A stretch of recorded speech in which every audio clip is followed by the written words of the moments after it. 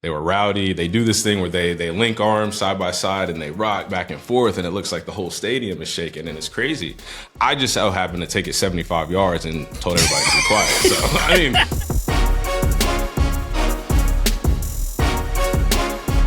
Hello and welcome to Until Saturday, Week 0 Reaction Edition. We have real games to talk about. I am your host, David Ubben, here with Chris Vannini and our newest co-host, Damien Harris. You guys are going to hear him a lot on the feed. I'm very excited. And the season's here, which means you're going to hear us 3 times a week, Mondays, Wednesdays, and Thursdays.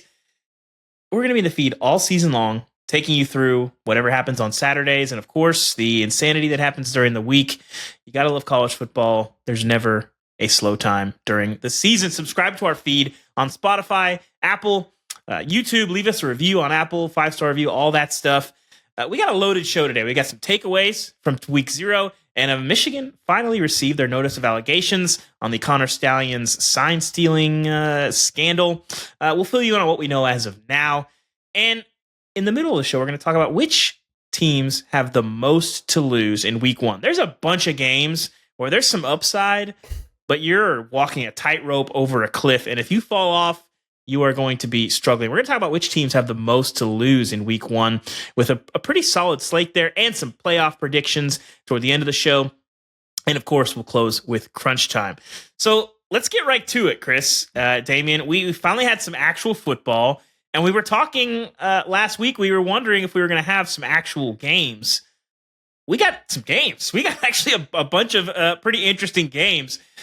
We got to start in Ireland. Pat McAfee had plenty of Guinness in Ireland and Dublin with Nick Saban the night before, but part of me wonders if Florida State might have had some Guinnesses the night before as well. They lose as 10-point favorites, 24-21 on a last-second field goal. In Dublin, they have got a game on Monday night against Boston College. Guys, I was pretty skeptical on Florida State coming into this game. They did not look as good on the lines of scrimmage that we sort of expected. Chris, what did you come away thinking with that ball game and what you saw from the Seminoles in their debut? Yeah, we're going to talk about Georgia Tech. Fans, don't get upset. We'll get there. We're not short shifting the team that won, but Florida State's a preseason top 10 team, a team that went undefeated in the regular season last year. That's a big part of the reaction. And when I think about this game and the way it played out, what stuck out to me is what happened in the trenches. Florida State was pushed away both sides of the ball outside of that first drive, essentially. And Georgia Tech's going to come in and run the ball. And Florida State, the defensive line, is supposed to be the strength of that defense. And for the most part, Georgia Tech was getting chunk plays. I think Florida State had just a couple of TFLs, if that. They weren't forced to negative plays. And we'll talk about DJU and everything in a second. But Florida State, the line was supposed to be the strength. They've got new guys everywhere else. But you get pushed around like that in Week 1, and I got some concerns. Damien, you're the player here. You're the football guy. What did you see out of Florida State? Yeah, no, definitely. Like you said, the battle of the trenches was a huge eye opener to me. I mean, like you said, that defensive line is supposed to be a strong point of Florida State's defense. And, it kind of looked like from the first drive that Georgia Tech had the ball on offense, they just got kind of pushed around. And, they protected their quarterback well. They ran the ball effectively. Like you said, outside of that first drive for Florida State, I mean, they didn't run the ball very effectively. Their run game kind of stalled out. To me, it made Florida State kind of one-dimensional. And, like you said, we're going to get into DJU in a second. But, that's not a favorable matchup for Florida State. So, I was definitely expecting to see more from Florida State's defense. Again, that Georgia Tech's going to run the ball. But, they didn't seem prepared. They didn't seem to be as stout up front as what some of us would have seemed. I mean, I had Florida State as my ACC champions this year, and somebody to get an automatic bid into the college football playoffs. But kind of like you said, they're one of those teams that we now have to look at, like, how much do they have to lose? How much did they lose after this game? And what's going to be next for them? Well, let's have the DJU conversation now. I promise, Georgia Tech fans, we'll get to it. So we saw the accuracy issues at Clemson last year behind a really good offensive line, behind a really good running game with Damien Martinez. He was good at Oregon State, but I was thinking about it, Chris. There wasn't really a moment where I saw him do something in Corvallis and I thought, wow, like this is the guy that we saw in that sort of brief blink in that Notre Dame game when Trevor Lawrence, I think he had COVID. Was that 21? I'm thinking of 2020 at Notre Dame. Yeah. Yep. And we saw him play that game, and it was like, well, this is clearly the next guy. And we've never seen that out of him since. We saw the arm strength a little bit yesterday. We saw it a couple times at Oregon State, but we saw him be solid. Did we see the arm strength? Yeah, I was going to say, I'm not familiar with it. He didn't complete a lot of passes, but it looks very easy for him. So not that much, yeah. So we didn't see him really hit any deep balls, but the tools are there, obviously. But I saw more of the Clemson DJU that we saw. That we really didn't see that guy much at Oregon State, and it was really, really concerning. 13 of his 19 completions were 5 yards or less down the field. And granted, a lot of that is definitely play calling, which we won't go too deep in, but I didn't think Mike Norvell had the greatest day of his life. The offensive line, even when he was kind of getting loose and extending plays, we didn't see him make any nice throws on the run. And Georgia Tech is a good team. Florida State's going to play better teams this year than Georgia Tech. And that's, to me, it's disappointing because I thought maybe we had fixed some things. Maybe it was Clemson. But I tell you what I came away from this thinking is if you're Aiden Childs and you're Michigan State, you got to be thinking, boy, we might be feeling pretty good about what we have because what DJU has outside of that Jonathan Smith system, he looked a lot like the Clemson DJU. Damien, what did you see from him? Something that stuck out to me, and this wasn't as much in the, statistical category or, what he did on the field, but I was kind of trying to study him off the field, his mannerisms, his demeanor. Whenever I think of a quarterback and, DJ, this is his first chance suiting up for FSU. And this is his first opportunity to really go out and show his leadership abilities and, him really taking over the reins of this program. And he just seemed very passive. I mean, from the start of the game, I saw him at times on the sideline whenever he was, doing his little exercises, getting his arm warmed up.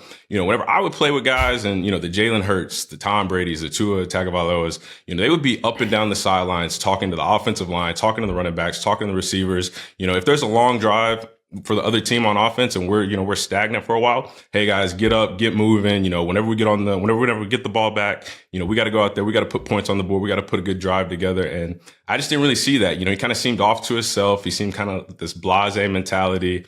Even after the game, whenever they, were kind of showing him, obviously, his face was all over the cameras because everybody wanted to see what he could do. He just seemed very nonchalant, very, okay, yeah, we just lost a game, but, not kind of having that sense of urgency like we're talking about. Like, you guys have a lot to lose, and you guys may have lost a lot with just losing this one game. So I would have looked to see a little bit more leadership from him, a little bit more determination, a little bit more sense of urgency to win this game. Yeah, I think from our Austin mock, by the way, Florida State came into that game with a 54% chance of making the playoff. They now have 20% chance. Chris, what did you see from DJ Uiagalelei? So we get that first drive, and it's a bunch of short passes, easy stuff. Get your quarterback in a rhythm, and we're thinking, all right, great scripted drive by Mike Norvell to start the game. The problem was that ended up being the entire offense. He had negative air yards per pass in the first half, meaning the average pass he was throwing behind the line of scrimmage. And he had 6 completions longer than 15 yards. 2 of those were on the fourth downs, which were good plays. A lot of that was just yards after catch. And so, if you can't throw down the field with this guy, or you don't trust him to, or you don't think your receivers are getting open downfield, it's going to be a long season for Florida State because you lost Keon Coleman, Wilson, a lot of really talented guys. Jordan Travis could make explosive plays.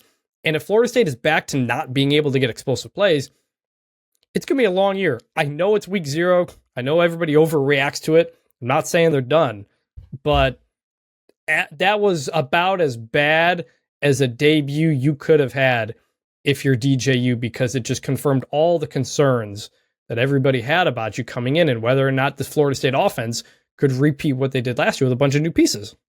Mm-hmm.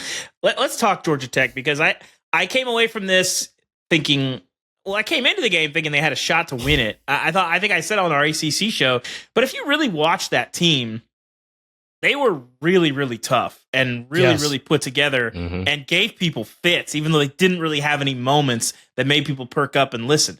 now that they might have had that moment that made people perk up and listen and pay attention to this team.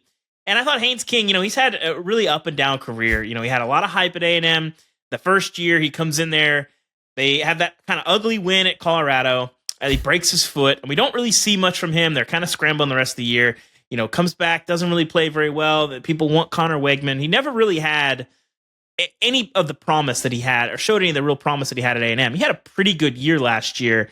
And Haynes wasn't a world beater, but when they needed him, especially on that drive to take the lead late, when they needed him, he answered the bell and made that fourth down throw that he made was one of the better throws that I've ever seen him make in his career, and showed a lot of guts, running the ball, making the defense account for his legs, and keeping Florida State's defensive line at bay. And, we can talk about the line play, and I agree that Florida State's defensive line was pretty disappointing yesterday for a lot of reasons, but part of that is because Haynes King showed off his ability to be a true dual threat, and that, I think, says a lot about his growth as a player and his maturity as a player, and doing what he needed to do yesterday without getting outside of himself and without looking like a guy that was trying to beat the world, was trying to play within the offense.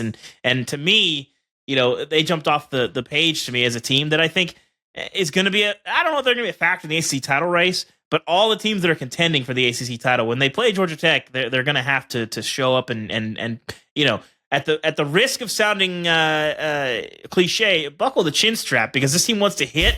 And of course, as Brent Key let us know after the game, they want to run the ball. How much pride did you have watching that group control the line of scrimmage? Are you kidding me?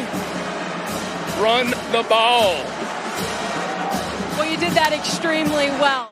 Damien, what did you make of the Georgia Tech running game? We saw a little bit from Jamal Haynes. They didn't give him a ton of touches, but 75 yards on 11 carries, 2 touchdowns. Obviously, Haynes King in that mix with a lot of quarterback keepers, zone reads, that kind of stuff. What did you make of what you saw from Haynes King? Yeah, no, I saw Brent Key's style of football. I spent a little bit of time with Brent Key at Alabama. He was our offensive line coach. So, I got to work with him a little bit. I actually texted him yesterday after the game and just told him that, I enjoyed watching his team play and the way that they worked. And, in the run game, I just really saw them embody his spirit. And, I remember whenever he was at Alabama, he loved guys that played with grit, guys that were tough, guys that were dependable, and guys that just did their job. And that's what I saw a lot of in the run game yesterday for Georgia Tech. Guys were making blocks. O-linemen were getting up to linebackers, whether it was a quarterback, Haynes King becoming a dual threat option, like you said, using his legs, or the running backs getting involved in the ground game. It was just very efficient. Guys were making blocks. The runners were making the right reads. And it was just, like I said, a lot of hard nose, a lot of grit, a lot of toughness in those trenches that we were talking about earlier. And again, it was a disadvantage for Florida State, but that was a huge advantage for Georgia Tech. So kind of like I said, they just really embodied that Brent Key style of football. And, from top to bottom, from the blockers to the runners, everybody did their job. I came out of this loving Jamal Hayes, and it reminded me something of you said the last time you were on the pod, which was that the guys who fall forward, the guys who get the extra yard, his quads looked gigantic, and this guy was just pushing the pile every time. He was I think their leading rusher last year, and he came back, so we know he's a good player. But man, he was physical out there, and Damien as the running back, you had to love that. I loved it. And like you said, seeing guys fall forward, seeing guys not go down on the first, impact of contact, that's just really what, the guys up front, the guys that are blocking, that's what they want. Whenever they turn on tape, they want to see that they're blocking for a guy who, I want to block for you, but, if there's a one arm in the hole, or if there's a guy unblocked, I want to see what you can do. So, having guys that like yesterday that can fall forward, that can gain an extra 2-3 yards after contact, always falling forward, that physicality, that gets the guys up front going. And then obviously the better that they're doing, the bigger the holes get, the running backs get more and more explosive. Then those 2-3 yards turn into 5-6 yard runs. And eventually, throughout the course of the season, they're going to be banging their head on the goalpost on a lot of big runs, because they do the little things right. Like I said, they get a hat on a hat. They eliminate any run through, and running backs are falling forward. They're running through contact. Their quarterback's a dual threat option. I mean, they're really going to have a lot of success running the ball this year. It's interesting. It's a long, long season now.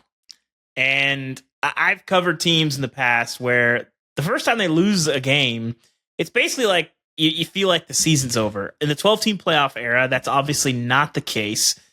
Florida State, still mathematically very much a factor. If you win the ACC, you are going to be in the playoff period. In theory, they could still have an at-large. But mathematics aside, Chris, I think the biggest thing for me is it wasn't like they did a lot of things wrong or had this sort of fluky game. They got beat up and didn't really do anything that looked elite. And Florida State wasn't in the conversation to be one of the best teams in the country, but certainly one of the best teams in the ACC.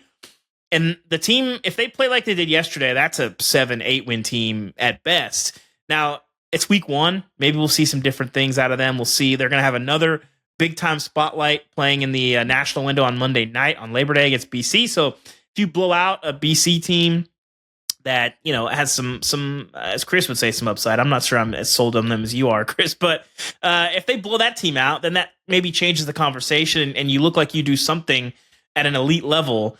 But the Florida State team that I saw was not a team that I think is going to be in the playoff even conversation if they play like that. So, Chris, what do you make of this team when you look at their college football playoff odds? I mean, that was incredibly concerning. And again, week 1, they play another ACC team. If you lose to Boston College and you get upset, you're 0-2 in ACC play. Goodbye. You're pretty much done at that point. I mean, it's like there's no division, so you can climb back in technically, but like, talk about the biggest of panic alarms at that point. If you're Florida State here, you're looking at we need to win the ACC and get that automatic bid. But now you're sitting in 17th place in the ACC standings right now. It's really weird. You go to the ESPN standings page, you had Georgia Tech, SMU, everybody else, Florida State down at 17. So like, there is concern. It's not done. We've had many a week 0, week 1 overreaction. Oh man, this team looks great. Texas is back, folks. They beat Notre Dame. Like, not ready to say that, but a lot of red flags. Some of them we didn't expect, and that is my concern. Like, are you for you? Are they done? Like, no playoff chance anymore? I mean, we've had some week 0 teams that people overrate and take too much from that. But then we also have USC. And I remember last year, USC plays that week 0 game. We're saying the defense is still a mess. The offensive line can't block.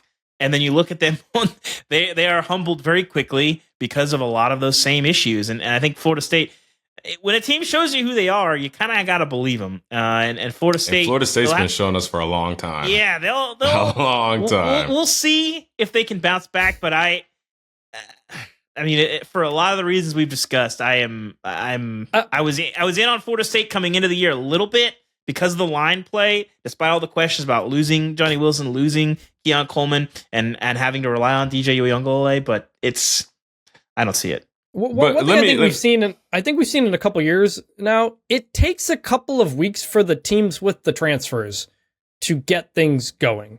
And when you've got a transfer quarterback and some other pieces, maybe it takes Florida State a few weeks. That's the positive spin if you're looking for it. Because we've seen it in some of the other games this year as well. If you're relying on transfers, sometimes it takes a few games to get that chemistry. And so I'm not saying all is not lost, because I do think the ACC could be pretty wide open, but there was a lot of pressure on a team we didn't expect. Although, Ubben, you and I, we did pick Georgia Tech plus 10.5, so we did get that pick right. And Florida State did have transfers last year and worked LSU in the opener. So we'll see. There were some other games. SMU debuts. Very concerning also. A team that I think we like to be very annoying in the ACC race. They go out to is it the biggest little city in the world? Reno, Nevada? I think that's right. Yes. Preston Stone did not look good. They were shuffling him and Kevin Jennings out. A little bit of I know SMU loves Kevin Jennings, but it was an odd quarterback. Jalen Knighton is basically MIA. They're working like 3 and 4 backs in there. Brett Lashley didn't have the greatest play calling game, but most importantly, they survive. They rally from a double-digit deficit late. My 2 biggest takeaways from this are, one, I still am kind of thinking SMU is going to be okay. I still think they can be a 7-8, maybe 9-win team if all goes right in the ACC. But I think people were just assuming you have Jeff Choate, guy who hasn't been a FBS head coach before, despite the fact that he was pretty accomplished at Montana State, who we'll talk about in a little bit. Comes over from Texas. He's been really good everywhere, but he's not a name that people think about. Takes over after Ken Wilson wins 4 games in 2 seasons at Nevada, and I think people were kind of just assuming it was going to be the same thing, and It was not. I think what Jeff Choate did in one off season is I think Nevada is going to be at the very least respectable, which they have not been the last couple of years. And anytime you go on the road, especially to some of these Mountain West teams, I mean, we've seen some good teams go out to Wyoming and have some trouble. You go out to, I mean, obviously Boise, and you're not going to set the world on fire. SMU did not play well. A lot of turnovers, some weird interceptions from Preston Stone. They weren't really playing as fast sometimes as they like to. Damien, what did you make from what you saw from the Mustangs in their, I guess we can call it their ACC debut? They had the patch on their jersey, so it counts. Yeah, yeah. The biggest thing I took from their ACC debut was the discipline, and I would say the lack thereof for SMU, because the only thing that granted, SMU came out victorious, they survived, they held off. But all I saw was just too much bad football, sloppy football from the start of the game almost until the end. I mean, you talk about penalties. How many times did Nevada have it on third and 17, and they were bailed out by a bad defensive penalty, a bad hands to the face, a bad defensive pass, spitting on something. My man, Brandon Crossley. I mean, again, we're talking about discipline, right?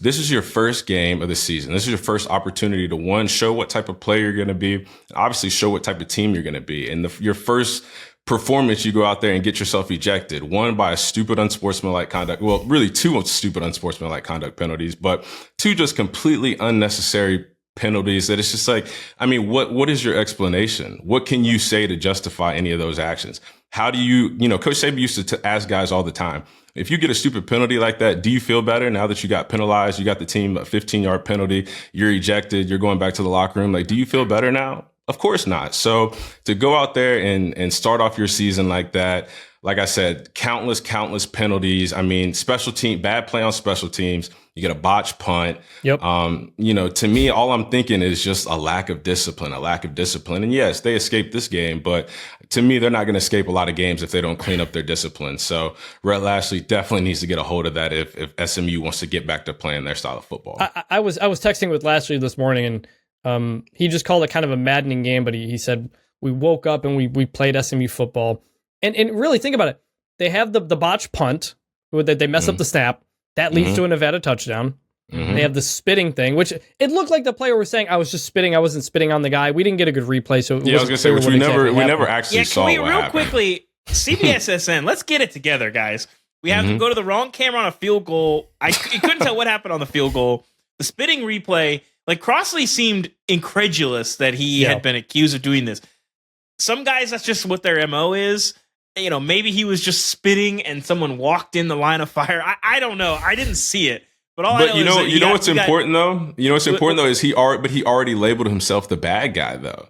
Yeah. By having a stupid unsportsmanlike conduct penalty. See, that's another thing that a guy like Coach Saban or Coach Belichick would tell us is like, you're not going to get the benefit of the doubt. So yeah, the second time he may not have done anything. And, he was very adamant, I didn't do anything. I was just spitting on the ground. But it's like, dude, you've already made one mistake. You've already got that on your record for this game. And so we're not going to give you the benefit of the doubt. And that's going to follow him for the rest of the season too. Yeah. So you have the botched punt leads to a Nevada touchdown. You have the spitting thing on fourth down, continues to drive, leads to another Nevada touchdown. I think they had 10 penalties through through 3 quarters. They ended up with 11 for 125 yards. Yeah. Preston Stone had a couple of plays that could have been interceptions that weren't, and so that they let Nevada was feisty without a doubt. Props to Jeff Choate. That team came out playing hard. SMU looked like a team that thought it could walk in and just win this game. In the end, though, the talent won out. The talent of Preston Stone, a former 4-star recruit. The talent of R.J. Maryland, son of Russell Maryland. And SMU at the end looked like the team we expected. And that's what Rhett Lashley had said to me. He said, sometimes you win early in the season, and it's important the rest of the way. You played a bad game, but you still won. Yeah. Now you can get a lot of that behind you. I'm not looking too far into this SMU performance yet. Let's see if they cut down on the penalties and everything in week 2. But they made as many mistakes as they possibly could. Still got the win, and that counts for something. Yeah, shout out to RJ Maryland, who was probably the best player of week 0. I think he had 3 huge catches on that last drive. They finished with 8 catches, 162 yards. They go ahead touchdown. They're late. A big night for him. Shout out to him. Also, Montana State, New Mexico. New Mexico, new coach Bronco Mendenhall, obviously a guy that we're all familiar with. Montana State 2 touchdown favorite. I think that was the biggest spread for an FCS over an FBS team in since 2000. It was large. New Mexico was the better team in that game. Montana State, a team that is very, very familiar with the FCS playoffs. They rally late, win that ball game. New Mexico trying to kick field goals in a huge crosswind. Don't do that. That was crazy. Yeah, it was very funny. New Mexico blew New Mexico gave this game away because they had 2 terrible third down catches that could have extended drives. The field goal decision, I know it was kind of a longish fourth down thing, but if you didn't watch the game, they had spent the previous 10 minutes showing how there was this massive windstorm going on. The camera fell down in the stadium. All the tents are blowing around. The goalposts are literally shaking as they decide to kick this field goal. They missed the field goal. And so that's tough. I thought overall New Mexico looked good in Bronco Mendenhall's debut, but man, FCS top 5 team, you really let that one get away. You had a 17-point lead entering the fourth quarter and just not good decisions and some really just poor execution. I mean, Damien, what did you see in that fourth quarter? Yeah, I mean, it's not over until it's over. You always want to finish out the game strong. You alluded to 2 huge, wide open drops, not contested drops on third down, not thrown into a tough window. I mean, wide open drops. Poor preparation, I would say, on the part of special teams, kicking into a crosswind that's, again, 100 miles an hour. You should have a plan for that. You should know the environment, the elements that you're going to be playing in. So as a head coach, as special teams coordinator, you should have a plan. If it's going to be 4th and 6, 4th and 7, and we're kicking into an unfavorable win, an unfavorable situation, well, you should have plans on 3rd and 4th down that are going to help you pick up a first down. Like I said, crucial drops, poor execution on special teams. I mean, that's all you need to do to let a team that shouldn't be in the game eventually stay in the game and win the game. When you make costly mistakes like that, whenever you let your foot off the opponent's neck, whenever you let your foot off the gas, eventually they're going to make the plays in order to stay in the game. And once they have the confidence to stay in the game, they're going to find a way to beat you. Chris, hand up. I went to bed. I had church. I got 2 kids. I was not going to watch Hawaii on my phone at 1 a.m. Can you give us play an FCS team that went 1-10 a year earlier? Can you give us the 30-second review of Timmy Chang's debut in year 2 at Hawaii? So you failed the first Hawaii test, is what you're saying. Listen, when I was living in Central Time, I used to be able to do it. Now I take no shame in not being able to get to the end of a college football Saturday. you got kids. I don't. I totally understand it. I did not make it through this game. For anybody who didn't watch it or didn't know how to watch it, Hawaii games are only on pay-per-view on the islands. It costs $300, $400 or something like that. And the only way to watch it in the U.S., is, unless you find an illegal stream, whatever you want to do, is through the Team One Sports app, which you can get on your phone and your tablet. Some people said they could find it on Android TV. I don't know. I don't have that. It's very difficult to find. And I picked Hawaii, I think, getting 40 points in this game. Because I'm thinking, hey, it's a 1-10 FCS team, travel issues, 10.5-hour flight. They're in paradise. I don't think they're going to be ready. Hawaii was not good in this game. They won. They won 35-14. I fell asleep in the second half. I had it on. I tried. I couldn't do it. And I don't know. Some weird decisions by Hawaii. The team I thought was going to go to a bowl game. But not a great start in week 0. But I love the stupid sport that starts in Ireland and ends in Hawaii. You got people who literally go to Florida State, Georgia Tech, wake up. Hawaii's playing. I mean, that's pretty cool. You got to love it. Yeah. Well, they're 1-0. SMU's 1-0. Florida State would love to be 1-0. This is the season of change in college football, and everybody's talking about the conferences and the playoffs.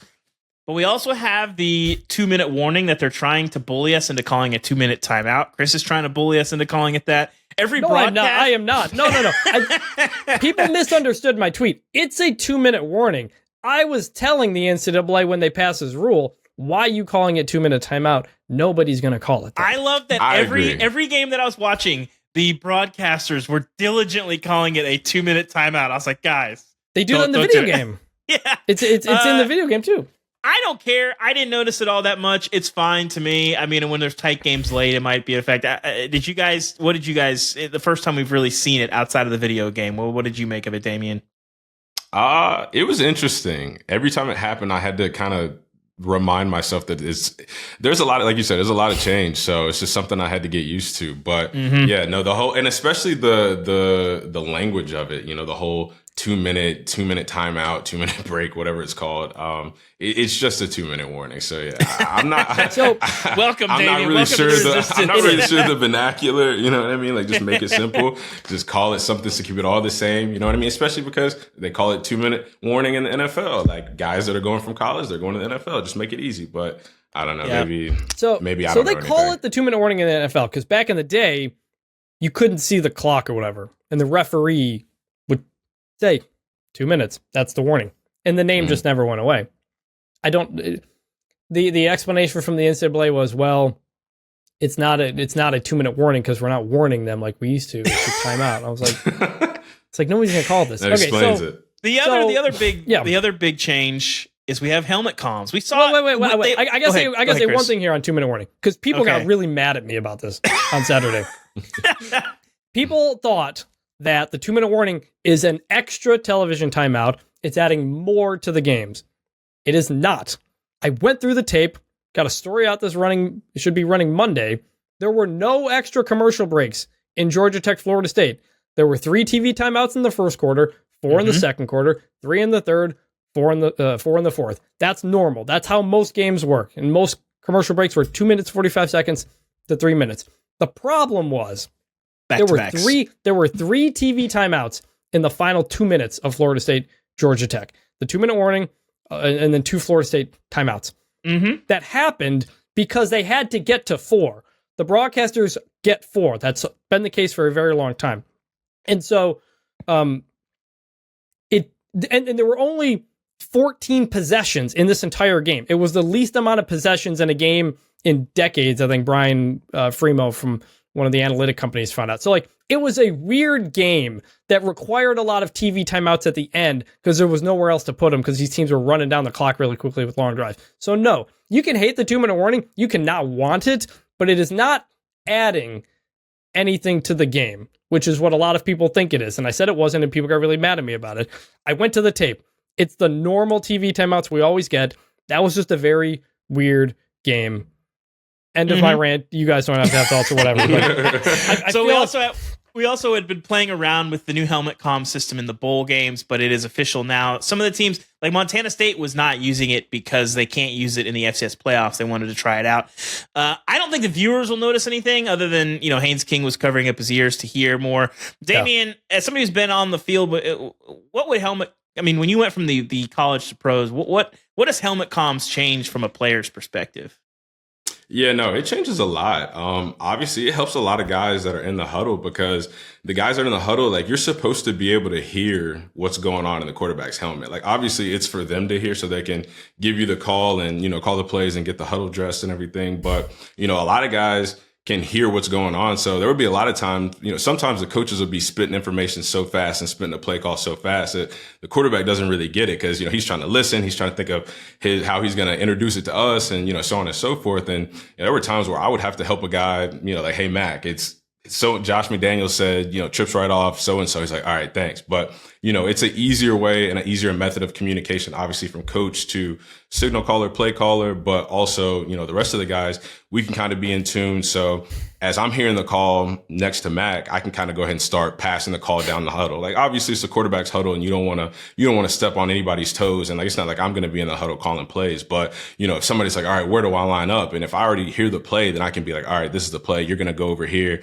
You know what I mean? Like, say we got a young guy at receiver or something like that. So, it's just a more direct line of communication from coach, like I said, to center of attention, quarterback on offense. And, other guys can get a little bit of that as well. Mm-hmm. I will add real quick. Joe Tessitore said at the beginning of Georgia Tech, Florida State, we have helmet communication. There's no sign stealings or poster boards anymore. That is not true because most teams are not huddling most of the time. And when you don't huddle, you got to still signal into the receivers. That was all still happening. And I talked to somebody who had a theory about how teams were going to approach this. And that is the offense lines up quickly. They move around some things. The defense then has to signal for possible changes. The coaches see that, the defensive signals, and can get it into the quarterback. So there's like another type of sign stealing like possibly going on here. That's, again, sign stealing's legal. You can do it. Whatever you think about Connor Stalions and however far he went, it's your prerogative. But it's not gone away. And the only way it'll go away is if everybody can have a helmet thing, which a lot of coaches want. A lot of coaches want everybody to have something in their helmet for that reason. So ultimately, I think week-to-week fans are not going to notice this or care about it. But it should theoretically create smoother efficiency. But then you see how Florida State handled the end of that first half, and you're thinking, maybe not. It is college football. It is teenagers. Speaking of sign stealing, right before we were recording, there were some reports that Michigan has received its notice of allegations from the NCAA. We were talking, it's a very long, convoluted process before we get to any kind of resolution in any case like this, especially one that's sort of this complicated with some tentacles in some different places. And the odd field stuff is obviously over. I don't know that there's a lot. We had a discussion about the draft and what may or may not be in the draft. Chris, any thoughts? We also have a documentary coming out this week on Netflix. You saw a screener. Chris, any thoughts with the notice of allegations dropping? I don't have a lot of thoughts to go on here. Yeah, it's from everything I can tell, it's mostly what was in the draft. Harbaugh's got a level 1 charge. Sharon Moore, level 2. Some other things maybe a little bit tweaked. Michigan's got 90 days to respond. The most interesting thing to me is that so Michigan got it a few days ago. We're recording Sunday. They got it a few days ago. The most interesting thing is this comes out 2 days before the Connor Stalions documentary on Netflix, which I saw. I'm not going to reveal too much. I don't think I can say a lot of things. What I predicted going in was it'll be interesting. There won't be some mass admission of smoking gun, and that's the case. But I think a lot of people will find it interesting. I also think a lot of people are kind of done with this story. Michigan won the championship. It's over. But we're going to be talking about it again in the next couple of days because there's another thing coming out about it. It never seems to end. I just want to know if I just want to know more about the Central Michigan reconnaissance mission. That is it for week 0. Do you still think Florida State can make the playoff? If you do, you can vote on our Spotify poll, or if you're with us and you are skeptical, vote. Let us know what you think. And of course, call our Until Saturday phone line at 316-462-9852. We love hearing from you guys. It adds a ton to the show. That is, again, 316-462-9852. Leave us a voicemail, a rant, a question, whatever's on your mind, thoughts, takeaways, whatever you want to say. We listen to them all. They're all pretty interesting, and we try to factor them in and feature them in the show. When we return, it's time to turn the page to week 1, look ahead to week 1. Which teams can least afford to lose their openers? Who's got the most skin in the game as we officially start the season? We'll talk about that and our playoff predictions coming up next.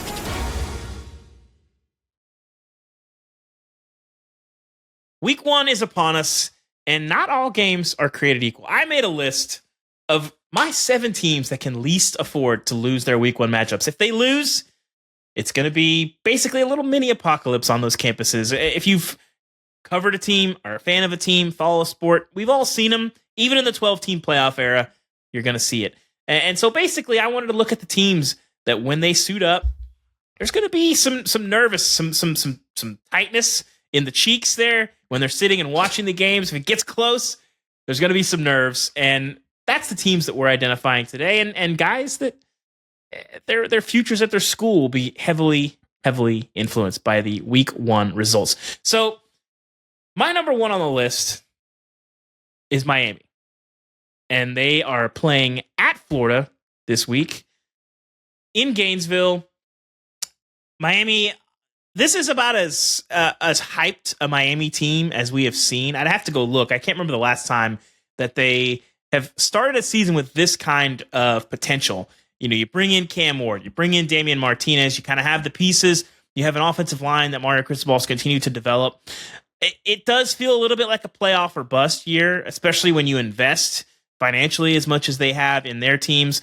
So for me, Miami is number 1 on my list, and not only because of the odds of derailing the possibility of a promising season, but you're playing a Florida team that is one in-state, so you have some cultural, some social impact there. It's never nice to lose to a team that's in-state. A Florida team that has some pretty modest expectations. This is not a peak season for Florida. This is a season where Florida, everybody is just wondering when they're going to fire Billy Napier, and he's trying to coach his way off the hot seat.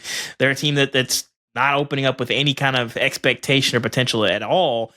And when you lose that, it's not only that you've lost. It seems like your team's not going to be as good as you thought. You have the embarrassment of losing to an in-state team that's sort of, a constant rival.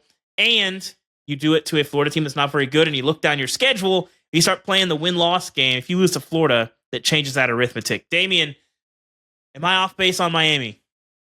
No, I mean, everything that you're saying, I would agree. I would say Penn State. I would switch Penn State with Miami as the team that has the most to lose, simply because, I mean, listen, Penn State has been knocking on the door for way too long without walking through it. I mean, we've been talking year in, year out about how is Penn State going to eventually get into the college football playoff?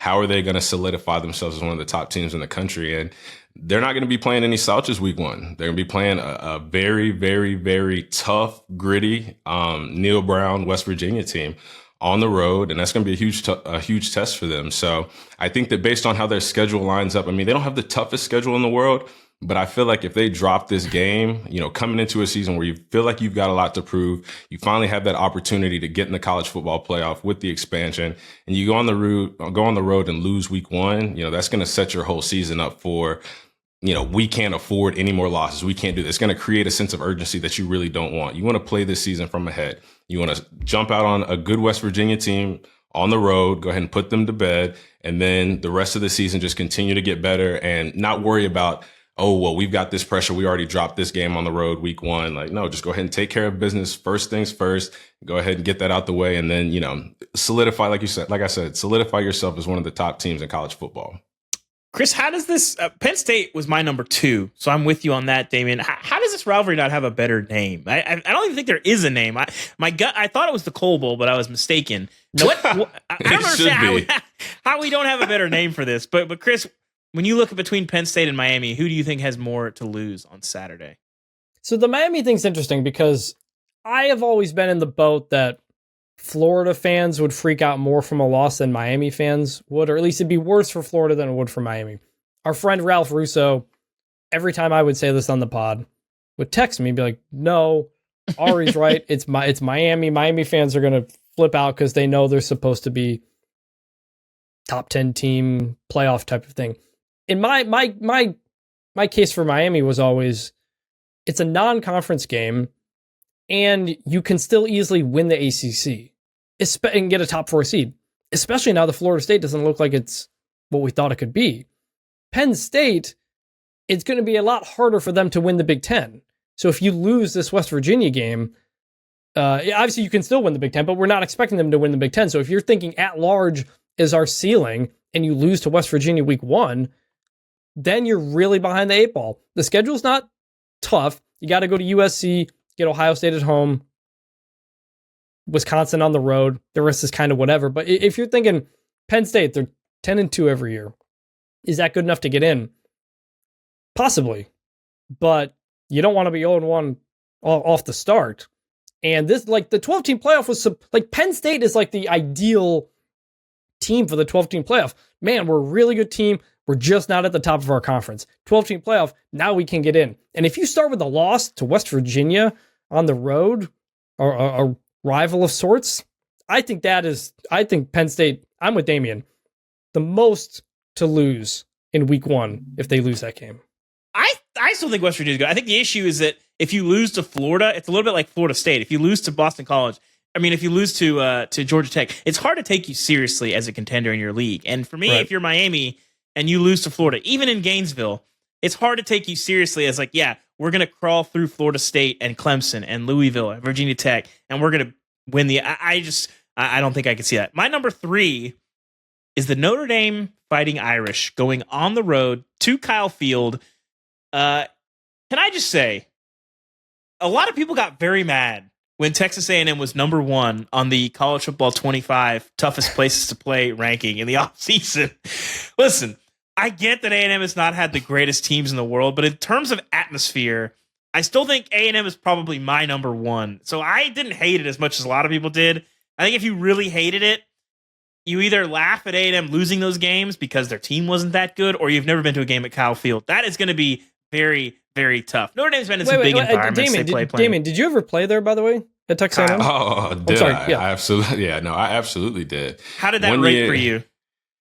It was, like I said, I did an episode before where I ranked A&M Kyle Field is one of the toughest places to play, like by far.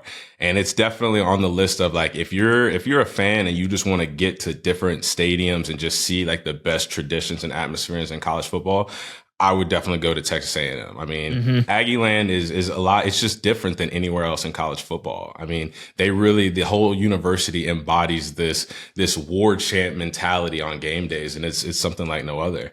I mean, when I played them, they were loud. They were rowdy. They do this thing where they link arms side by side and they rock back and forth, and it looks like the whole stadium is shaking, and it's crazy. I just so happened to take it 75 yards and told everybody to be quiet. So, I mean, everybody has different experiences. You know what I mean? Everybody has different experiences. But I think the Bama A&M game in 14. I want to say it was the first time that Bama came to New Kyle, and Minka Fitzpatrick had like a pick 6. It was a beatdown. I felt very bad for the Aggies because they did not get the job done. But either way, Notre Dame comes to town, and Notre Dame kind of similar to Penn State. A lot of hope on this team. You bring in Riley Leonard, a lot of expectation. They start the season in the top 10. Notre Dame, no stranger to preseason expectations. There's a lot of skepticism around this team, and not only from me and some others. Notre Dame's an underdog in this game. Vegas, very skeptical. An underdog to a Texas A&M team that does not have a lot of expectations coming into the season. I think they're a 2.5-point underdog. I think we all sort of agree on this. Chris, what do you make of what's at stake for the Irish and their playoff hopes, their season, Marcus Freeman's reputation as Notre Dame's coach as they open up the season in kind of an odd game in College Station? Yeah, I had Notre Dame, my number 2 team with the most to lose, because they can't win a conference championship. They can only get in that large spot. And the schedule is not that deep. Other than Texas A&M, yeah, Louisville at home. I guess Georgia Tech on the road looks a little bit tougher now. Florida State at home. USC at the end of the year. That's about it. If Notre Dame wins this game, they'll probably be favored the rest of the way. But the expectations for Notre Dame are playoff this year. You got to be 10-2, 11-1. That's the only way Notre Dame's getting in. And so you lose this game, again, you're behind the 8 ball, and you may not be able to lose another game the entire rest of the season if you want to make the playoff in year 3 of Marcus Freeman, where that's the expectation. So, yeah, the 12-team playoff is beneficial for Notre Dame because it helps them get in. It makes it easier for them to get in than before. But when you only have so many opportunities on your schedule, you can't lose them. So I think Notre Dame's got a ton to lose here. Mine, next candidate, number 4. I have the other side of that Florida rivalry, Florida, playing at home. And this is mostly schedule based. Billy Napier, I really like the hire. I think he's done a lot of things right. The results just have not been there. Their recruiting class kind of crumbled late before signing day. But you look at their schedule, and for me, it comes down to you're going to have to beat somebody. And you got to try and get to a bowl game. And Miami is as good as anybody, a team that a lot of people are skeptical about. And Florida plays what I think is safely the toughest 5-game stretch in the history of college football. So they have Miami early on. Then they play Samford. They host A&M. They go to Mississippi State. They play another in-state game. Be careful. You at UCF coming in with Gus Malzahn and KJ Jefferson. They go to Tennessee, then they host Kentucky. If you can sit there and you're at 4-3, 5-2 there, you're doing okay. You'd have to beat Miami to probably get to that point. But then they close the season with Georgia in the cocktail party, at Texas, LSU at home, Ole Miss at home, Florida State on the road. All of those 5 teams are in the top 15, 4 in the top 10, 2 in the top 5 to close the season. You better get wins where you can get them, and Florida has an opportunity here. And considering all of the frustration from last season that carried over into the recruiting class and losing everybody but basically DJ Lagway, there's the vibes could not have started worse a season ago when you go out to Utah and you just get absolutely punked. But if you can beat Miami and do it at home, you buy yourself a little time if you're Billy Napier. And if you lose, it feels like you're kind of not in a place where you need to be. Damon, you had him a little lower on your list. What do you see here for Florida? And do you think we're overrating the importance of this opener? I definitely would not say that you're overstating the importance of this game. To me, when I look at this Florida team, my eyes are just on Billy Napier. Like you said, I was excited about the hire. Billy Napier was at Alabama whenever I played. I had a great relationship with him. He's a great coach. Obviously, he's great at developing talent. You look at the guys that he had in that wide receiver room at Alabama. You see what he was able to produce and, see where those guys are now. But we just haven't seen any results at Florida. We just haven't. Mm-hmm. We have not seen those results. So everything that you said, 100% true. But like I said, when I look at this Florida team, I just think of Billy Napier. So they dropped this game. I think that Billy Napier has a lot less to lose. Florida, obviously, they're a work in progress. They've got a tough 5-game stretch at the end of the season. A win against Miami would really put them in good standing, obviously, going into that tough stretch. But ultimately, I just think that Billy Napier is really on the hot seat, and I think that he needs to get this team going to save his own job. Obviously, his job is to coach the team and, get them in the best position to win, but he's got to secure his job as head coach as well. Mm-hmm. My number 5, is I think the only team on here that I don't think has to win. Clemson is a 14-point underdog against Georgia. Here's the deal with Clemson. I don't think that many people outside of Clemson, South Carolina, take them seriously as a class of the sport type of program anymore. Wow. They've fallen off. I mean, it's true. It is. That's just where it's at. They're not competing at that level. And they get a measuring stick game here to start the season against a Georgia team that's, I think, at the worst, the 3rd best team in the country, probably number 2. And when you sit there and you are going to go play this ball game, if you lose this game 31-3, those things get real loud. And the trajectory of the program, the questions about if you can get back to where you were when you won 2 national championships, those questions get a lot louder.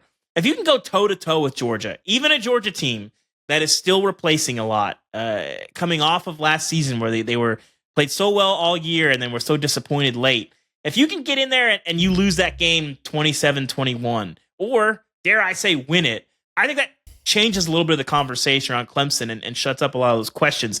But if you get whacked, I think you're going to be facing a lot of those same questions unless you get in the playoff and win a game or two, because then the rest of your season feels kind of pointless, especially when the top of the ACC has so many questions around it. Chris, am I being unfair to the Tigers here? I don't think you're being unfair, but the concept of the list being who has like the most to lose, who can least afford to lose in week 1, I don't even have Clemson in my top 7. You should. Nobody's expecting them to win, but they got to be competitive. Georgia has been beaten the heck out of them. But do they though? I don't necessarily think they do. Like nobody, like to your point, nobody expects them to be, because I think the national feeling on Clemson has been lowered, like you said, a bit more harshly than I did. But to me, Clemson only has everything to gain by being competitive, by winning this game. So you think if they lose 31-3, people are just going to be like, it's okay. It's Georgia. I covered Georgia's blowout of Oregon a couple years ago in week 1, Dan Lanning's first game. And Oregon people kind of gave up on the season after that because they thought their playoff hopes were done. Turned out they weren't. And they won a bunch of games after that and made it close. So, like, Clemson's 13.5-point underdog by BetMGM. Like, there are teams you have after on this list, I think, can far less afford a loss than Clemson. Clemson, in my mind, is playing with house money. Maybe that's insulting to Clemson, but that's how I feel. You can Damien, where do you Clemson stand on these guys? Oh, I mean, I was just gonna insult Clemson a little bit more.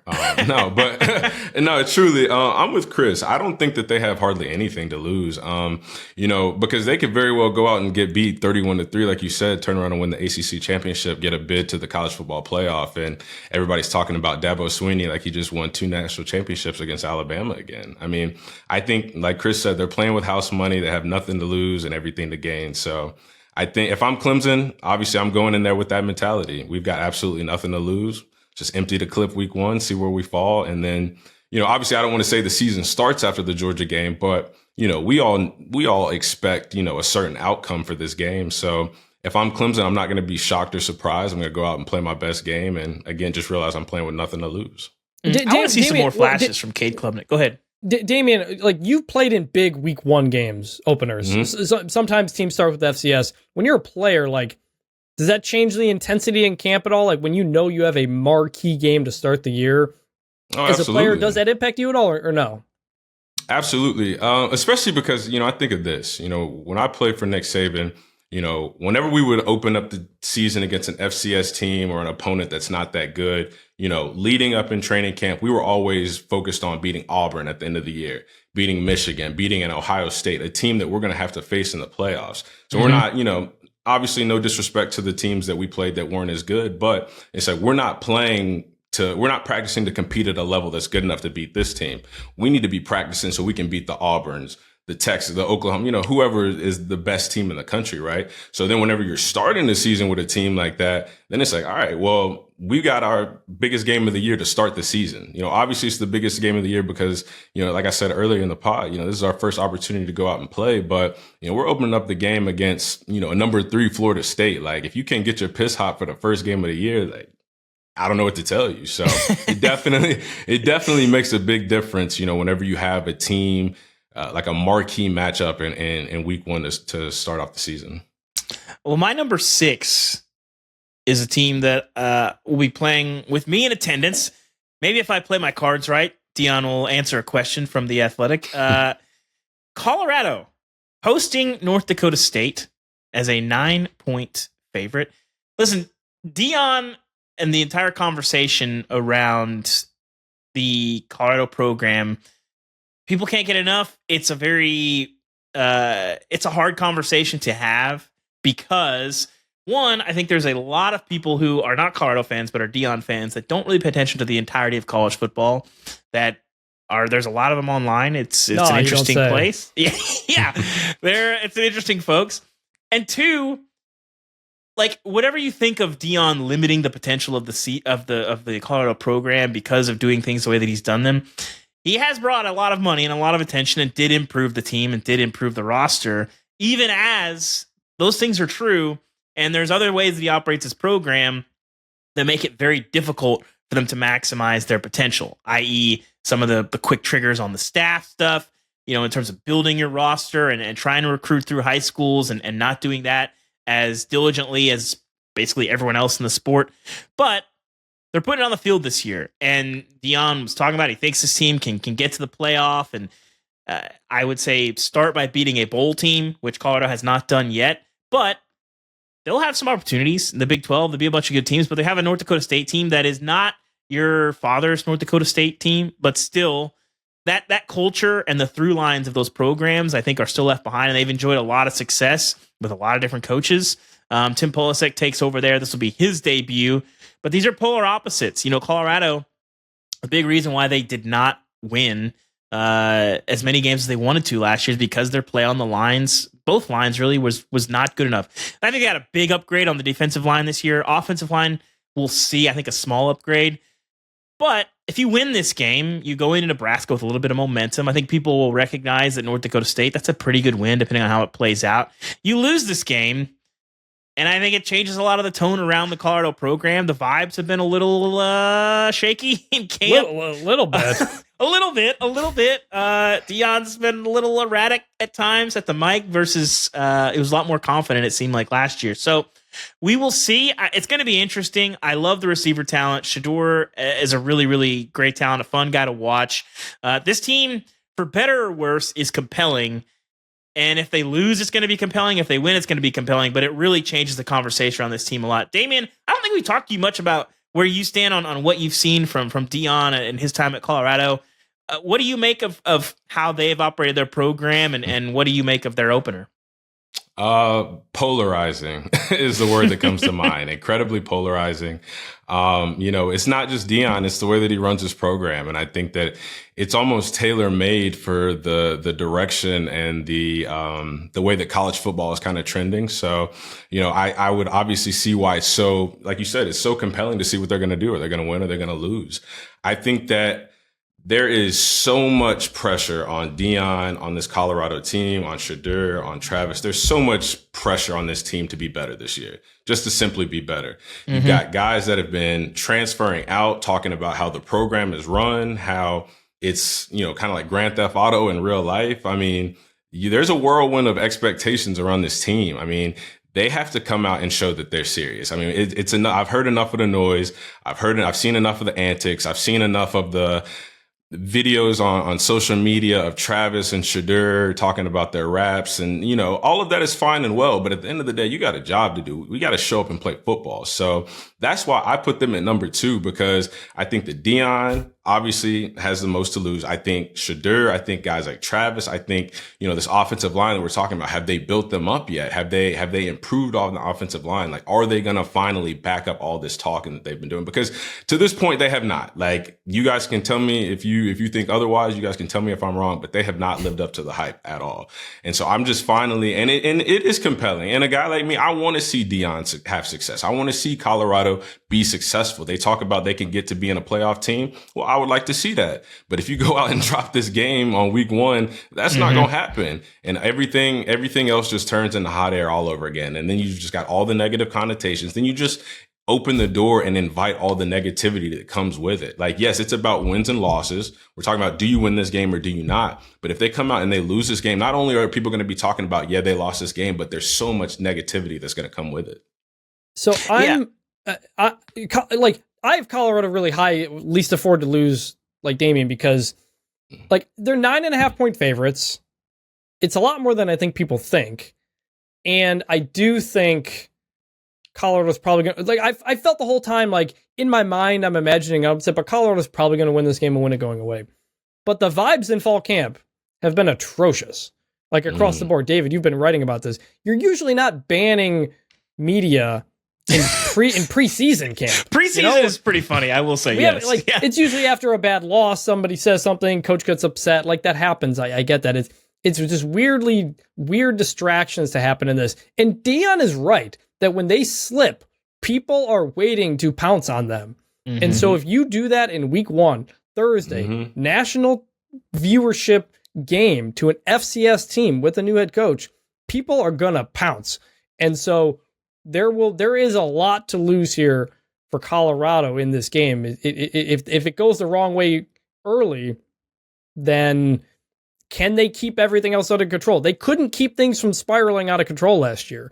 And if they start off with a bad loss, we'll see how that goes. So I think huge.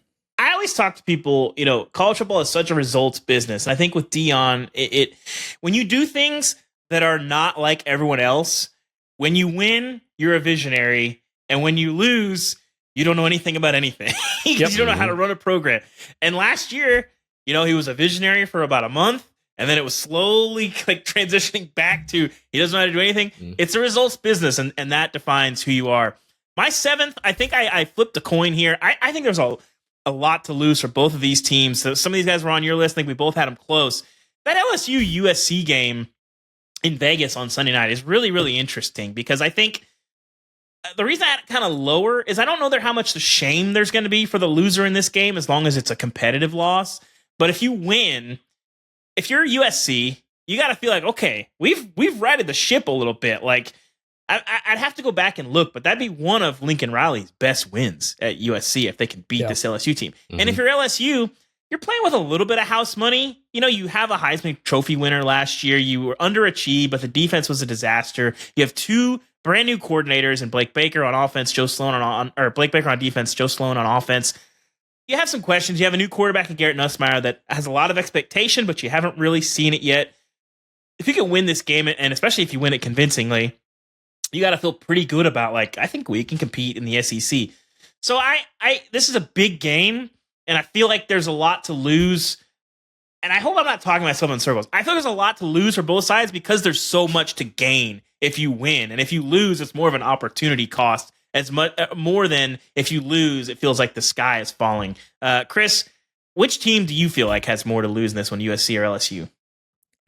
LSU I think has more to lose, but I know we can't really do this in week 1, but I kind of feel like whoever loses this game, I'm going to write off for the playoff because neither of these teams are probably winning their conference. Probably only have an at-large spot. Both have tough schedules. And you're probably looking at like 9-3 at best for whoever loses this game. So yes, there's a ton to gain for both teams. But the question was, who has the least afford to lose? Or who can least afford to lose? I think that's LSU. Because I think the expectations there are playoff. Even losing Jaden Daniels and everything. 12-team playoff, LSU, they have 3 national championships in the last 20 years. Played for a 4th. They need to be in that conversation. And if you start off year 3 under Brian Kelly with a loss to a USC team that is slipping, people are not going to be happy. Yeah, Damien, where do you stand on these two guys? Yeah, no, I'm with Chris. I think LSU, I think they definitely have more to lose in this situation. You know, kind of like Chris said, whoever loses this game is going to be written off when it comes to the college football playoff hopes. You know, they both have tough schedules. That third loss, I mean, it's going to be hard to sneak in, especially for an LSU where, you know, the SEC is going to have a couple 2-loss teams that are going to have playoff spots. So not only you're going to be competing with those teams. So I think that, you know, also when you add the SEC pedigree, like Chris said, you know, they played for 3 national championships or won 3, played for 4 in the last 20 years. And, you know, whenever you're talking about SEC ball, especially the Alabamas, the LSUs, you know, you're talking national championships. You're talking about national championship playoff opportunities. So, you know, to lose this game and, you know, cost yourself that opportunity right out the gate. You know, like Chris said, year 3 under Brian Kelly, that's not going to be a good start. And I also reference back to, you know, whenever I played for Alabama, we played USC to open up the season.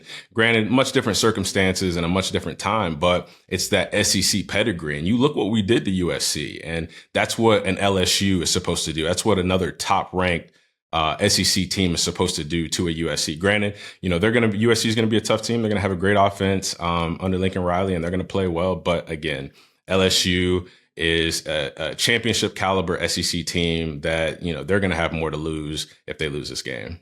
Time to talk playoff, Chris. We got to do it.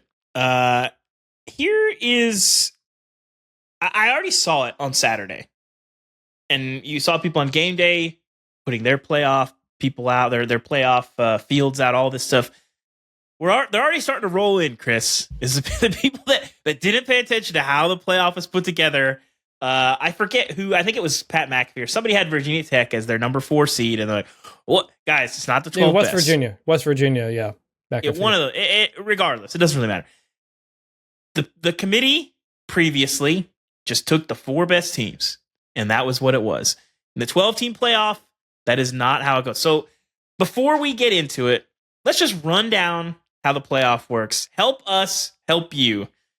Here's how it goes. 4 conference champions get the top 4 bids. That is your ACC champion, your SEC champion, your Big 10 champion, your Big 12 champion. But if any of those champions finish lower than the highest ranked group of 5 champion, that group of 5 champion can grab one of those buys. That is your system. Okay. And then the rest of it is at large. And then you have the 5th, you know, conference champion can also be thrown in there. So fifth conference champion is guaranteed a spot. Yes. Guaranteed a spot, not guaranteed a buy, not guaranteed a seed.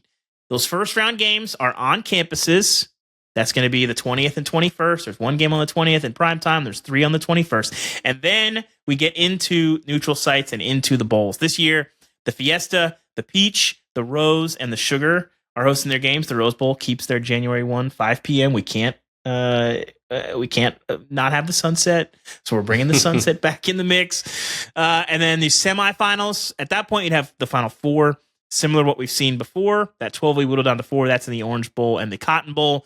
And like the playoff, they are, the host can be they bid it out. And this year, Atlanta will be hosting the national championship. That's how it works. It is not 1 through 12. Please don't yell at our bracket people on our site or anyone that you love or pay attention to. So that's where we're at.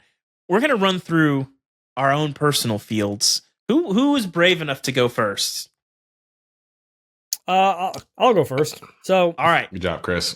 Chris, who's your 12? Are we going to call them the Dirty Dozen or something along those lines? I don't even know how to do this in order, but like Ohio State Big Ten champ, number 1.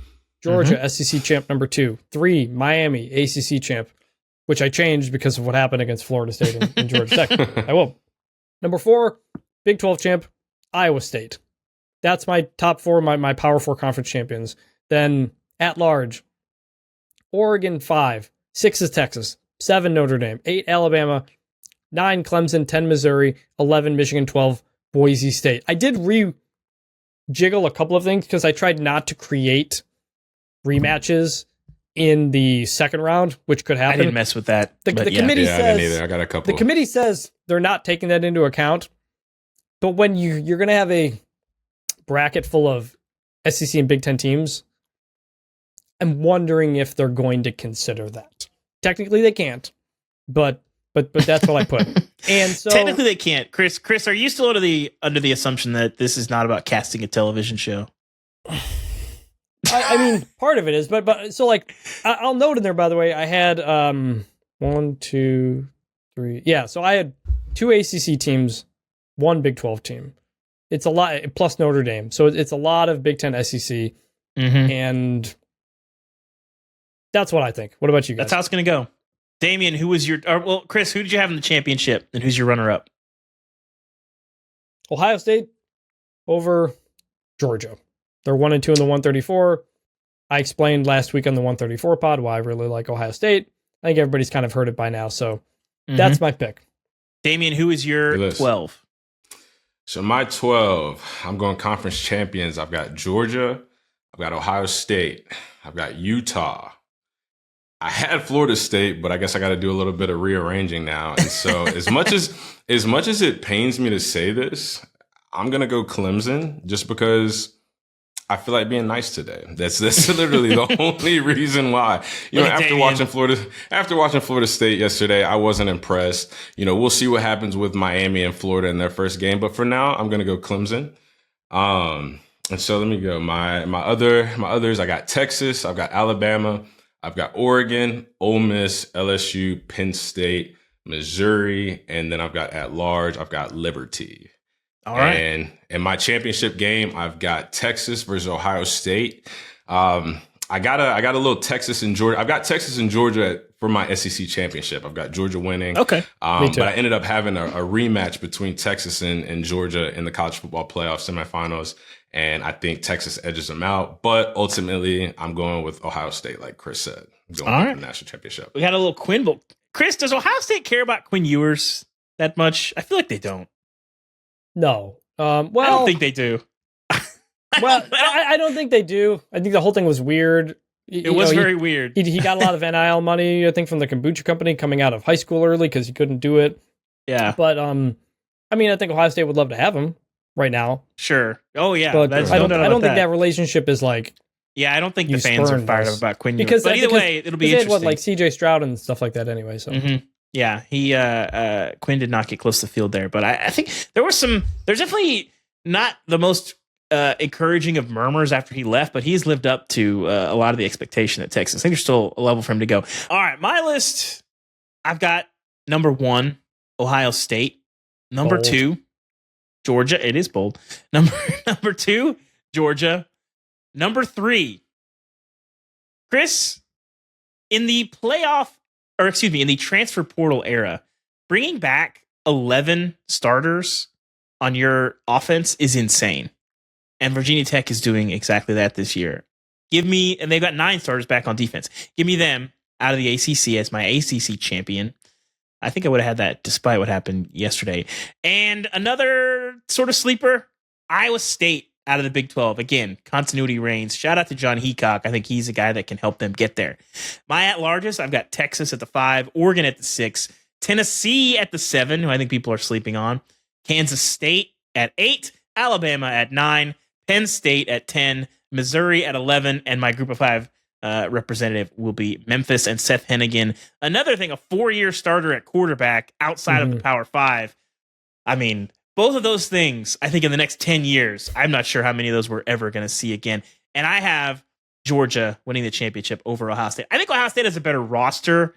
I am skeptical that Ryan Day is going to outcoach Kirby Smart in a mano-a-mano matchup, even though I think Ohio State has a better roster this year. So that's where I'm at. Guys, let's get to crunch time and get out of here. Chris, UConn and the Big 12 were heating up. They decided to break things off, enjoy, their summers abroad, do their own thing for the summer. And now the school year's back. They're back. We're going to have another meeting. Where are things at with UConn and the Big 12? Do you think this gets to the finish line? They're playing footsie again. And with some more caveats, it's no secret that Commissioner Brett Yormark really wants UConn. Yep. They are the 2-time defending men's basketball national champions. The women's basketball team is very good. It's the Northeast market. It's New York and all that fun stuff. He's a New York guy. The feeling among the other schools in the Big 12 has been very mixed, and that has been the hurdle because these schools don't want to add UConn and its terrible football program while also diluting their payments. There's not a pro rata where everybody is kept whole and ESPN and Fox pay more money for UConn to come in. So UConn's met with the Big 12. There's a Big 12 meeting this week to discuss it some more. And the scenario floating around is UConn football doesn't join for several years, perhaps not until the next television deal in 2030, 2031, which is when everything could really blow up, honestly. So the idea is you bring in these other UConn sports, maybe you get a little bit more money for the basketball and everything like that, and it's essentially budget neutral. Nobody would lose money for adding UConn without the football. Is it going to happen? I don't know. It feels closer than it has been before, but it's not up to Brett Yormark. It's up to the presidents of the universities to make that call. And so thus far, there hasn't been that interest. Could that change? We'll see. It's a push that's being made. Realignment may continue on. We'll see.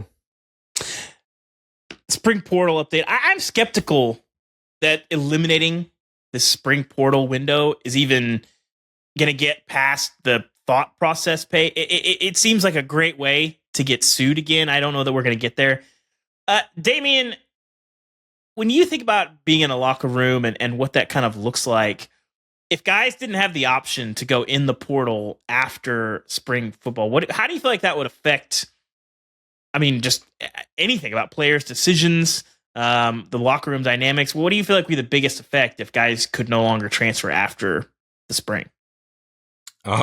Like you said, to start a lawsuit, probably. Listen, these guys are about their rights now, so don't try taking them away. But I think that with a decision like that, ultimately, it kind of brings importance back to the original decision of where you choose to go and sign up to play ball. Because when I was playing, we didn't have the opportunity to just make that decision. So it was like, okay, I signed my letter of intent with Alabama. I show up. There's 5 other 5-star running backs that I have to compete with. So I just have to show up every day and compete. And, that's the way that we lived. And, but that was a part of your decision that you made. Like, I knew whenever I was going to Alabama, I was making a conscious decision to go and compete against some of the best to ultimately win out a job and, carve out a position for myself. So I think that you take away the spring portal. I think that again, it needs to emphasize that the importance of that decision for these guys. You can't just, I'm going to go here because the NIL deal seems pretty sweet, but, in about 3-4 months, I'm going to be ready to go somewhere else. Like, you're not going to have that opportunity. So, I think that that's a step in the right direction, trying to regulate, some of the new things that are in place now. But I think that, again, just emphasizing how important it is to, really comb through your options. And, it's not always about what's the most attractive NIL deal, or it's not about, this or that. It's like, where do I want to go, and where do I want to end up? Where is the place that I want to win football games, and where is the place that's going to ultimately help me get to the next level? Mm-hmm. Chris, we referenced it briefly earlier. We should probably talk about it a little bit more. Deion banning Sean Keeler of the Denver Post from asking questions. I say Deion, excuse me. Colorado banned him, would not explicitly say if Deion asked for or approved of the decision. I'm sitting here and I'm saying, okay, Damien, you mentioned how polarizing Deion and Colorado are. If you love Deion, it's like, well, why do we need to do this anyway? This guy was too negative, so and so. If you don't like Deion, oh, he's soft. He doesn't want to have hard questions. It is what it is. Chris, what did you think of the decision and the fallout from the decision, the reaction to the decision? Where do you stand from a journalistic perspective on the decision? This has been kind of weird because, like, this is not the first time this has happened. Many places. When I was literally last year, it happened. Exactly. At USC with Lincoln Riley. Mm-hmm. When I was at Michigan State, the student newspaper ran the headline "Embarrassing" when they lost. They blew a lead against Michigan and lost. I think it's Mark D'Antonio was coach at the time. Very upset. Banned the student reporters for a week or 2 weeks or something like that. You shouldn't be doing that. But from my understanding here, the columnist can still attend things. Yes, still credentialed, still welcome to come. Yeah, so questions. I think be a man, take the questions, like, get over it. But also, like, I understand if someone's like taking shots at me and I don't want to answer your question. To make it like policy is weird. Yeah. If you just say, I'm not answering your questions every time I talk to you. So I don't know. It is weirdly in Deion's contract. I got the contract last year. I remember I sent it to you, Ubben, because I was writing a story about all the new coach contracts. And Deion's contract says he only has to talk with mutually agreed upon media. And I guess that is kind of applying here. So I will say at least he still gets to be around. The columnist is still showing up. It's always bad when you rip somebody and you don't show up.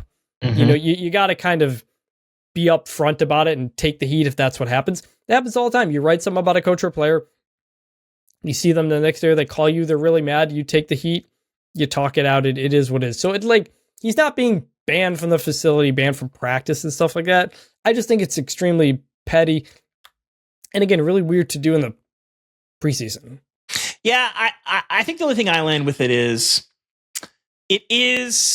with Deion and everything Deion does, mostly in front of the microphone, it's hard to know what is just, this is how I am, and I'm going to say whatever I want to say, and how much of it is strategic. Yeah. Like when you go on, Skip Bayless's show, which not a lot of college football coaches are on, you're saying, we're definitely good enough to make the playoff and all this stuff. Like, are you just kind of talking, or is that a strategy? I don't really know what the answer to that question is. And it's kind of the same thing with here.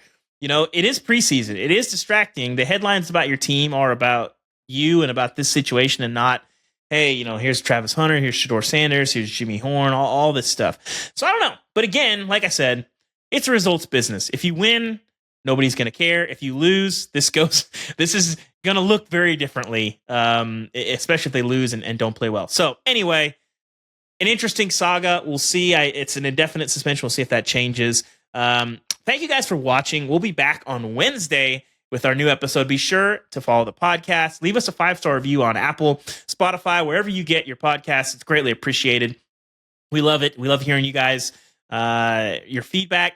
Subscribe to the YouTube channel as well. We're still working on getting toward 10,000 subscribers. That's a great number. We thank you guys for helping us get to where we're at. Getting close. And of course, leave us a voicemail. It adds so much to the show. I loved hearing from you guys last season. We're going to do it again this year. Call the phone line. Leave us a voicemail at 316-462-9852. That is 316-462-9852. 9852. Save us in your phone as Until Saturday. And when you get mad, hit us up. Answer our Spotify poll as well. Again, for Chris Vannini, Damien Harris, I'm David Ubben. We'll talk to you on Wednesday. And win or lose on Saturday, Miami, please bring back the turnover chain.